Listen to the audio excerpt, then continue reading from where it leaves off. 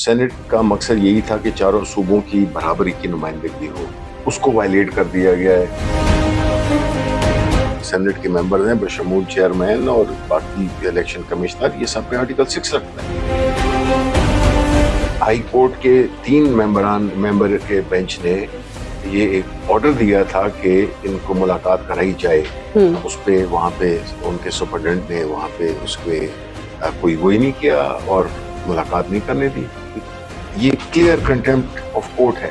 Supreme court की एक decision है जिसमें कि रिजर्व सीट्स पाकिस्तान तहरीक इंसाफ को देने के लिए इलेक्शन कमीशन को इंस्ट्रक्शन की गई थी और इलेक्शन कमीशन एक क्वासी जुडिशियल इदारा है, उसने जूते की नोक पे रखा हुआ है उस फैसले को।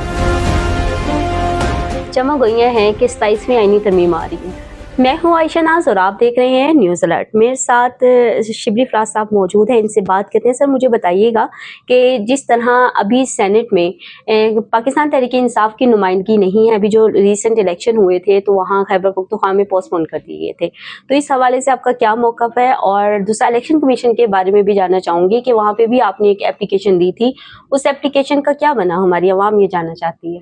देखिए जी, पहली बात तो ये है कि जो सेनेट होता है वो 4 सूबों की बराबरी पे नुमाइंदगी होती है। ये जो कॉन्स्टिट्यूशन के फ्रेमर्स थे उन्होंने इसी पे ही रखा कि नेशनल असेंबली में एक खास सूबे की बहुत बड़ी रिप्रेजेंटेशन है और जो छोटे सूबे हैं क्योंकि वहाँ पे आबादी की वजह से की बुनियाद पे सीटें होती हैं। तो सेनेट का मकसद यही था कि चारों सूबों की बराबरी की नुमाइंदगी हो, उसको वायलेट कर दिया गया है।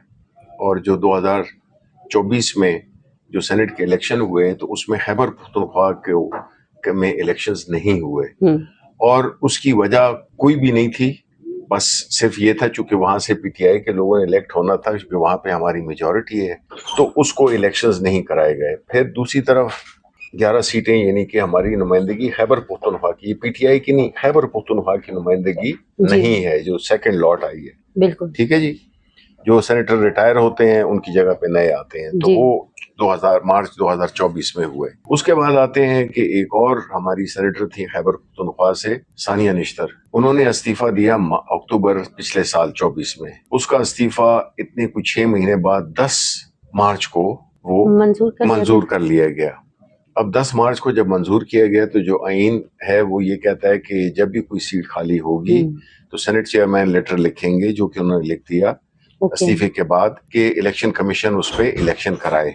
अब आज जो है तो वो टाइम गुजर गया है 1 महीने का, जो कि आईन में लिखा हुआ है। ये कोई आम रूल नहीं है, ये कानून है, आईन है, आईनी शिक है कि आपने 30 दिन के अंदर इलेक्शन कमीशन ने कराना है। वो डेट गुजर गई और उधर का कोई नामो निशान नहीं है। तो इस वक्त खैबर पख्तूनख्वा से 11 नहीं बल्कि 12 नशस्तों पे इंतखाब नहीं हुआ। तो जो मेरा रेजोल्यूशन था वो यही था कि इलेक्शन कमीशन से कहा जाए कि वो क्यों ये आईन की खिलाफ वर्जी कर रहा है और खैबर पख्तूनख्वा में सानिया निश्तर की खाली करदा सीट पे 30 दिनों में इलेक्शन क्यों नहीं कराया। तो ये बुनियादी तौर पे हमारा वो था, खत भी था, और कल हमने सेनेट में भी इसी बात को उठाया कि ये हो नहीं सकता कि एक हाउस ऑफ फेडरेशन हो और उसमें एक सूबे की नुमाइंदगी ना हो।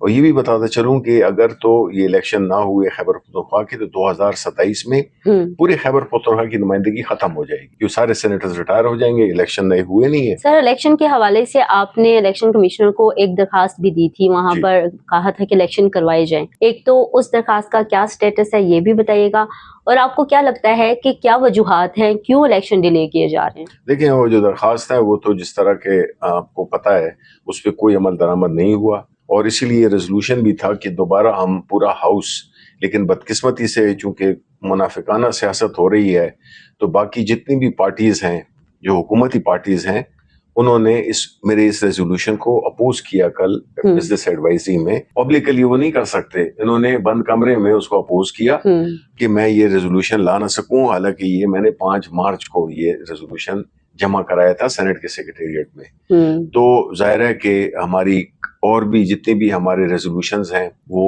एजेंडे पे लगाए नहीं जाते।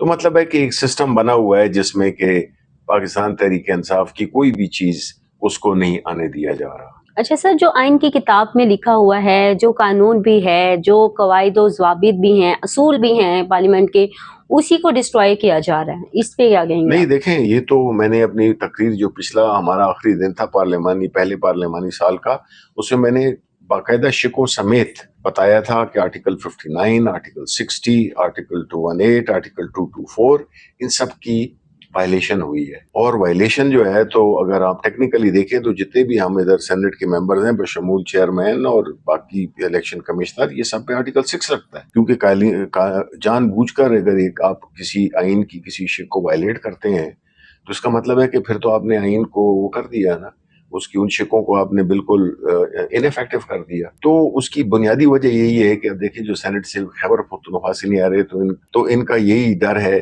کہ ادھر چونکہ ہماری میجورٹی ہے تو میجورٹی سینیٹرز ہمارے آئیں گے، تو جب میجورٹی سینیٹرز آئیں گے ہمارے تو پاکستان تحریک انصاف سینٹ میں سب سے بڑی پارلیمنٹری پارٹی ہو جائے گی، اور پھر اس کو وہ نہیں کرنا چاہ رہے. کیا خان صاحب سے جو ملاقاتوں میں رکاوٹیں ڈالی جا رہی ہیں، اس حوالے سے آپ کوئی توجہ دلاؤ نوٹس سینٹ اجلاس میں لے کے آنے کے خواہاں ہیں؟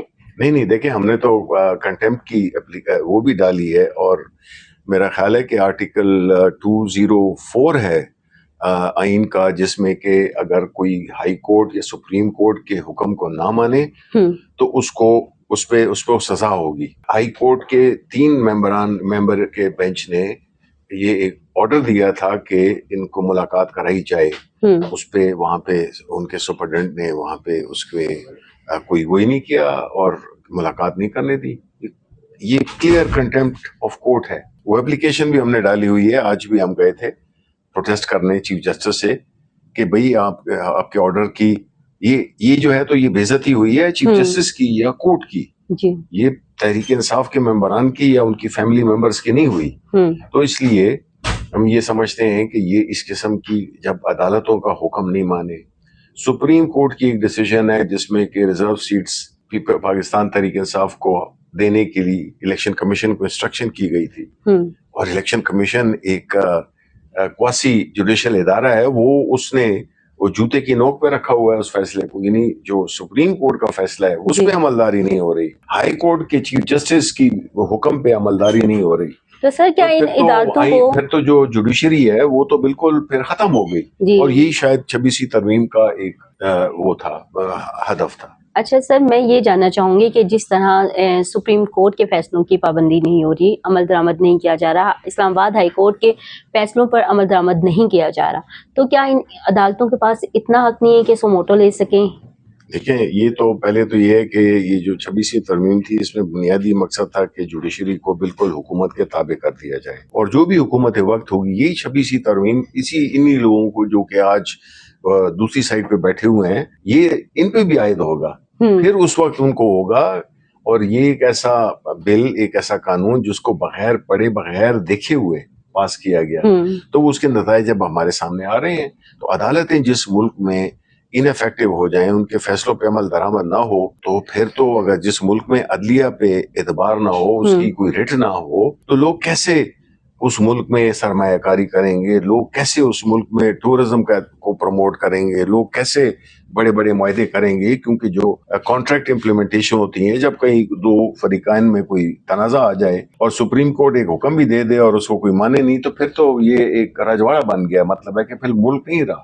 تو یہ ایک بہت ہی خطرناک اور بہت ہی نقصان دہ ماحول ہے، جس میں کہ جس دن عدالتوں کی ریٹ ختم ہوگی تو سمجھے کہ ملک میں کوئی قانون نہیں ہے، وہ بالکل ایک شتر بے مہار کی طرح ملک چل رہا ہے. چمک گوئیاں ہیں کہ 27ویں آئینی ترمیم آ رہی ہے، اس حوالے سے کیا کہیں گے؟ دیکھیں، ترمیمیں تو کچھ بھی لا سکتے ہیں، جس طرح کہ انہوں نے اب یہ کر دی ہے، جس طرح کی مینجمنٹ ہو گئی ہے، تو وہ تو کوئی بھی وہ کر سکتے ہیں. اور میری تو جو ٹریجری میں جو بیٹھے ہوئے ہیں ایم این ایز ہیں، ایم پی ایز یہ ہیں، سینیٹرز ہیں، میری تو ان سے یہ ہے کہ یہ پارٹی لائن سے بالا تر ہو کے کہ بھئی یہ تو ملک ہے، ایک پارلیمان ہے، اگر پارلیمان کی بھی کوئی عزت اب نہیں رہی، وہ ایک ربر سٹیمپ بن سر گئی ہے. جو بھی آئے گا ان کو اپنے مطابق ڈھال لے گا، جو بھی آئے گا آئین میں ترمیم کر لے گا. یہ تو موم اور کی سننے میں گڑیا یہ بن بھی آ گئی. رہا ہے کہ جو ترمیم اس وقت پینڈنگ ہو گئی تھی، ہو سکتا ہے اس میں اس ترمیم میں اس کو ایڈ کر کے لے کے آیا جائے. یہ پاسبل ہے جی. دیکھیں، اب تو یہ اس ملک میں اب کچھ بھی ہو سکتا ہے، اب کوئی ایسی بات نہیں ہے.